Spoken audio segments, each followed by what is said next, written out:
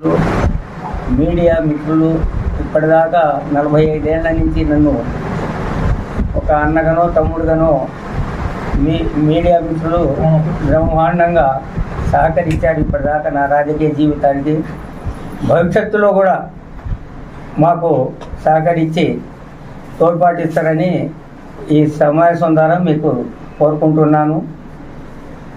అయితే రాజకీయంగా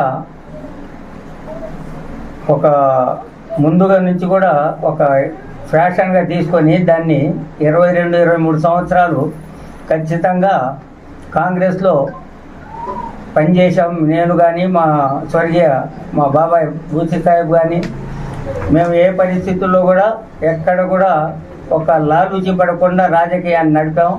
మా కులం పరువును కానీ మా కులం యాక్టివిటీస్ని కానీ ఉన్నతంగా పెట్టాం ఈ మాచల్ల గడ్డ మీద.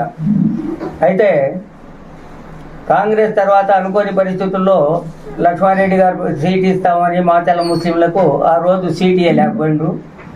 ఇస్తే మేము అనుకోని పరిస్థితుల్లో మేము పార్టీ మారాల్సి వచ్చింది.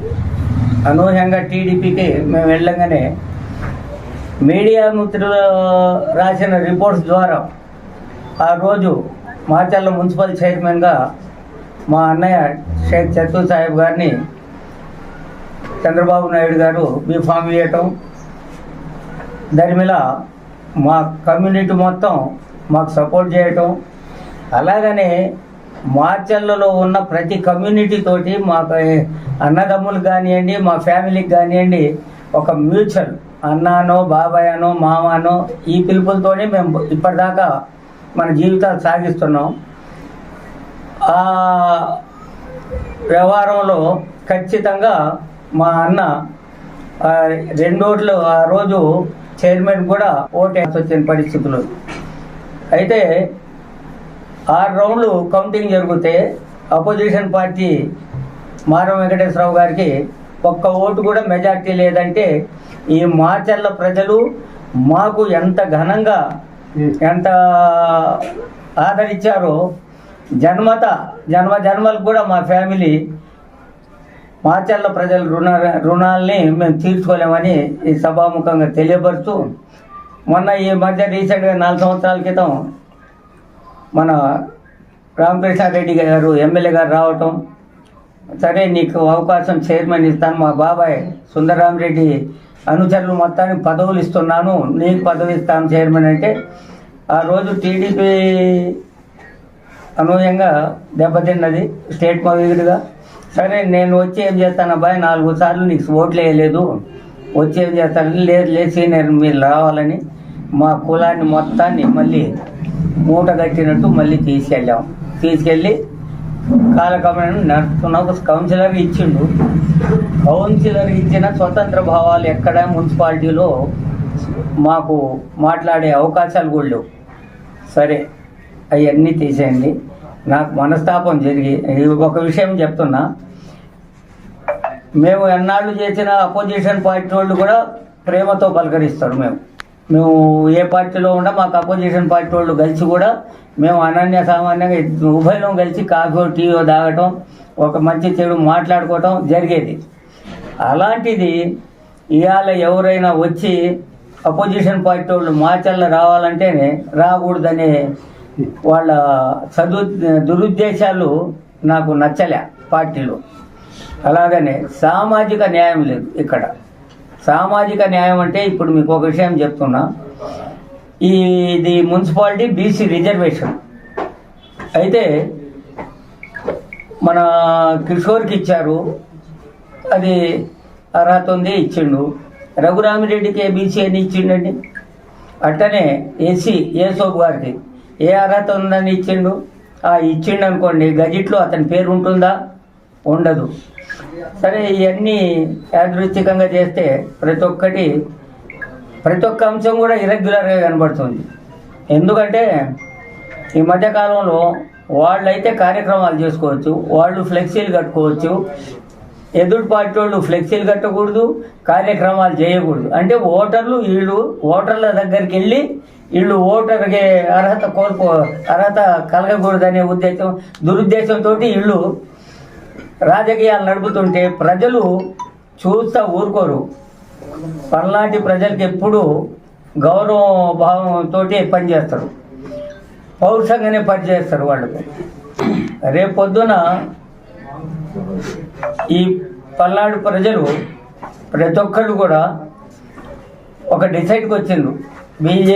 టీడీపీకి ఓటేసి బ్రహ్మారెడ్డిని గెలిపించాలి, రాష్ట్ర వ్యాప్తంగా బాబు మన పవన్ కళ్యాణ్ అలయన్స్, జనసేన అలయన్స్ తోటి గవర్నమెంట్ ఫామ్ చేయబోతుంది. ఎవరేం అడ్డు వచ్చినా ఆగే స్థాయి లేదు. ప్రజలు ఇప్పుడు ప్రలోభ పెట్టి రకరకాలుగా ఈ జనాన్ని మోసానికి గురి చేస్తుండ్రు. అంతెందుకు, ఇప్పుడు ఒక అకేషన్ జరిగితే బంధుత్వం మంచి చెడు ఉంటే పిలుచుకుంటే 40 ఇప్పుడు బ్రహ్మారెడ్డి అట్టనే ముట్కూరు సువాణిని కూడా పిలిచిండు. సాన్నిహితంతో అతను పోయి రాగానే అవుట్ సోర్సింగ్లో 11 సంవత్సరాలు నీతిగా నిబద్ధతగా పనిచేస్తున్న తన కూతుర్ని నిమిషాల మీద తీసేసింది. అయితే 140 మంది అవుట్ సోర్సింగ్ పనిచేస్తుంటే 40 మందే వాళ్ళు వర్కర్లు, తగ్గిన రిమైనింగ్ 100 మంది థమ్స్ వేసి డబ్బులు నూకెళ్తుండ్రు. అది ఎవరి పార్టీ బలిమికి? మాచర్ల మున్సిపాలిటీ, మాచర్ల ప్రజల సొమ్ము దొంగల దోపిడీ అయిపోతుంది మున్సిపాలిటీ ద్వారా. మీకు కావాలంటే కొన్ని ఉదాహరణలు కూడా క్లియర్ చేస్తాను. అయితే టీడీపీ నుండి వైసీపీకి వచ్చిన ప్రధాన కారణం ఏంటి? వైసీపీని వీడి టీడీపీలోకి మళ్ళీ సొంత కూటికి చేరుతున్న ప్రధాన కారణం చెప్పగలరా? సామాజిక న్యాయం పొరపడ్డదండి ఇక్కడ.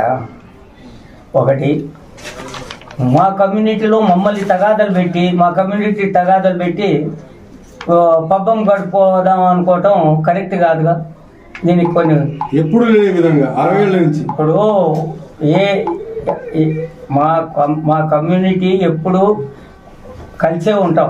ఏదో 10 మంది 15 మంది అటు ఇటు ఉంటారు అనుకోండి, మెజరబుల్గా మేము అనుకున్న పార్టీకే మేము సర్వీస్ చేస్తుంటాం, వాళ్ళ ఉన్నతినే కోరుకుంటాం. అయితే విషయం ఏంటంటే మేము 67 నుంచి థరోగా రాజకీయాల్లో ఇప్పుడు కాదు.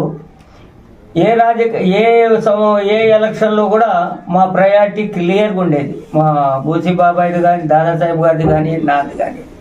ఎందుకంటే ఆ రోజు రోసయ్య గారు నిలబడ్డా మేము తెల్లారుజామున వచ్చి దారా సుబ్బారావు గారు, పోయితే అనంతరామయ్య గారు, బెల్జీ విశ్వనాథం గారు, రంగాచన్నయ్య గారు వీళ్ళందరూ వచ్చి ఏం చేశారంటే, అబ్బాయి పరిస్థితులు డబ్బులు ఏం లేవు, ఓటర్లు కంటే అవసరం లేదులే, మేము ఎలక్షన్ చేస్తామని చెప్పి ఎప్పుడైనా కానీ మా ఎలక్షన్ చాలా ప్లాన్గానే మా బాబాయ్ చెప్పిన దాని ప్రకారమే ఒక 100-150 మంది మా వార్డులలో ఖచ్చితంగా నిలబెట్టుకొని పిల్లల ద్వారా పనులు చేయించుకుంటాం.